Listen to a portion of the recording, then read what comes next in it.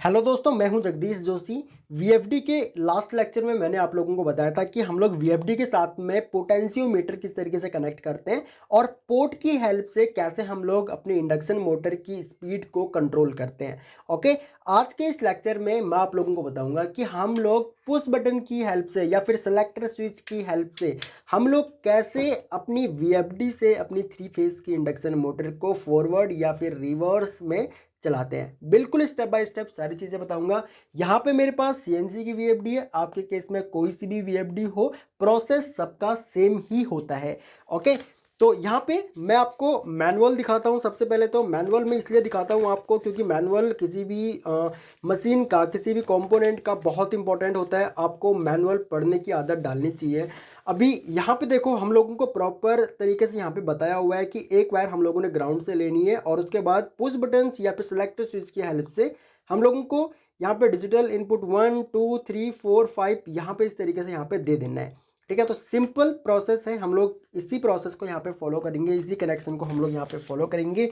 And उसके बाद जो कुछ बेसिक पैरामीटर्स हैं अपने सेलेक्टर स्विच के लिए, वो मैं आप लोगों को यहाँ पे समझाऊंगा उसके बाद कि कैसे पैरामीटर सेट करने हैं। वैसे इस टॉपिक पे मैं पहले भी आप लोगों के लिए एक लेक्चर अपलोड कर चुका हूँ। तो मैं एक काम करूँगा, जो हम लोगों का ये कॉमन है, ये मैंने क्या काम किया हुआ है, एक सेलेक्टर स्विच लिया हुआ है, सेम ये भी हम लोगों के पास सीएनसी का ही है।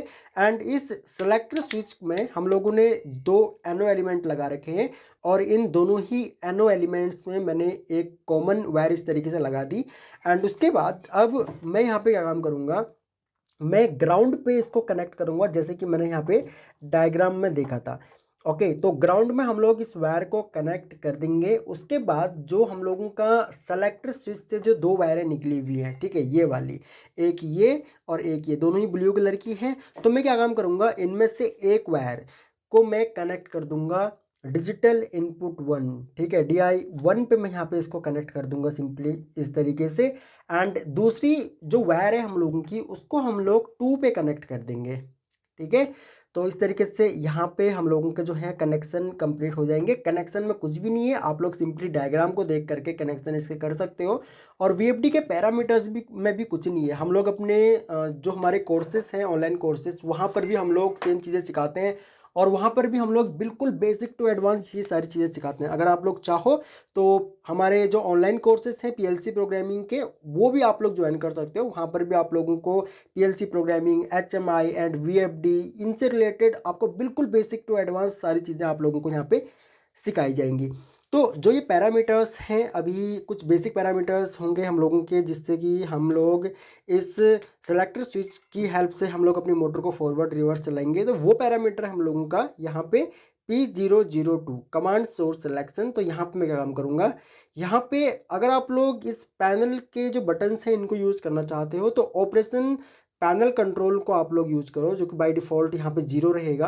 तो मुझे यहाँ पे सेलेक्टर स्विच यूज़ करना है, तो मैं टर्मिनल कंट्रोल को मैं यहाँ पे लूँगा, यानी कि मैं 1 डाल दूंगा पैरामीटर में। ठीक है, तो मैं एक काम करता हूँ, सबसे पहले तो पावर को ऑन कर लेता हूँ। तो यहाँ पे देखो पावर ऑन हो चुकी है हम लोगों की, तो ये भी यहाँ पे ब्लिंक कर रहे हैं। तो हम लोग एक काम करेंगे, वैसे मैंने पैरामीटर सेट किए हुए हैं, ठीक है, P0 हम लोग एंटर करेंगे। अब यहाँ पे P02 पे मैं आऊँगा, एंटर करूँगा, यहाँ पे मैंने 1 डाला हुआ है। ठीक है, अगर मैं यहाँ पे 0 कर देता हूँ, एंटर करता हूँ, उसके बाद एग्जिट होते हैं, तो अब अगर आप लोग देखोगे तो ये जो सिलेक्टर स्विच है हम लोगों का, ये काम नहीं करेगा। ओके, इस सिलेक्टर स्विच से मोटर हमारी यहाँ पे नहीं चलेगी। ठीक है, कई बार आप लोगों के मेरे पास व्हाट्सएप पे मैसेज आते हैं, कॉल्स आते हैं कि सर हम लोगों के वीएफडी के पैरामीटर जो हैं वो गलती से हम लोगों ने छेड़ दिए हैं या फिर चेंज हुए हैं और अब हमारा वीएफडी या फिर मोटर हमारी नहीं चल रही है। तो उसका कारण क्या होता है वो भी आप लोग यहाँ पे समझ सकते हो। तो मैं अगेन यहाँ पे पैरामीटर P0 पे आऊँगा एंड यहाँ पे P002 पे आऊँगा, एंटर करूँगा, जो ये 0 है इसको मैं यहाँ पे 1 कर दूँगा। ठीक है, 1 करने के बाद एंटर करूँगा, प्रोग्राम से एग्जिट होऊंगा। अब यहाँ पे देखो LOC, ये इंडिकेशन हम लोगों का यहाँ पे आ गया। इसका मतलब अब हम लोगों का ये सेलेक्टर स्विच जो है ये हम लोगों का यहाँ पे काम करेगा। ओके, मैं इसको एक बार ऑन कर लेता हूँ। तो यहाँ पे देखो मोटर हम लोगों की चलने लग गई, हालांकि थोड़ी देर बाद ऑन हो रहा है। तो यहाँ पे हम लोगों ने एक्सीलरेशन और डी एक्सीलरेशन टाइम भी सेट किया हुआ है पैरामीटर्स में, और इसके ऊपर भी मैं एक लेक्चर लेके आ रखा हूँ, मैंने लेक्चर डाला हुआ है। अगर आपने वो वीडियो भी नहीं देखी है तो आप लोग उस वीडियो को भी देख सकते हो। अगर मुझे इसको ऑफ़ करना है तो यहाँ पे मैं सिंपली इसको ऑफ़ कर सकता हूँ, मोटर हम लोगों की ऑफ हो जाएगी और पैरामीटर हम लोगों के यहाँ पे देखो ब्लिंक कर रहा है, ठीक है। और अगर रिवर्स मतलब दूसरी साइड में अगर मुझे चलाना है, ये हम लोगों का फॉरवर्ड है, फॉरवर्ड में चलाना है फॉरवर्ड में चला सकते हैं, ऑफ़ करने ये ऑफ़ हो जाएगा हम लोगों का, ऑफ हो गया। अब अगर रिवर्स चलाना है तो ये हम लोगों का अब रिवर्स चलेगा, एंटी क्लॉकवाइज चलेगा, ठीक है। तो हम लोग एक सेलेक्टर स्विच की हेल्प से इस तरीके से अपनी मोटर को फॉरवर्ड या रिवर्स चला सकते हैं।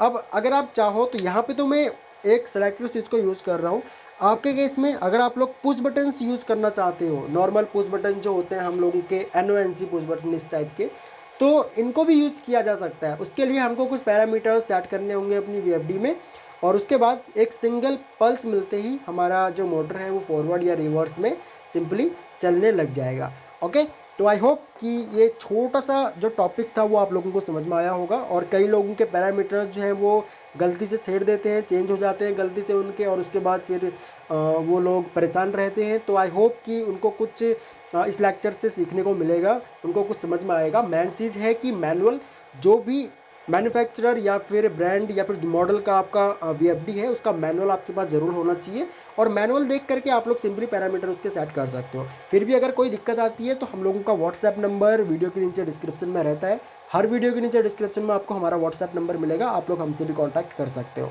ओके, और अगर आप लोगों को PLC प्रोग्रामिंग, HMI या फिर VFD कुछ भी अगर सीखना हो तो आप लोग हमारी वेबसाइट या फिर हमारे एंड्रॉयड ऐप से आप लोग इन कोर्सेज को ज्वाइन कर सकते हो। बिल्कुल बेसिक टू एडवांस हम लोग सिखाते हैं। ओके, तो थैंक्स फॉर वॉचिंग गाइज, मिलते हैं अपने नेक्स्ट वीडियो लेक्चर में।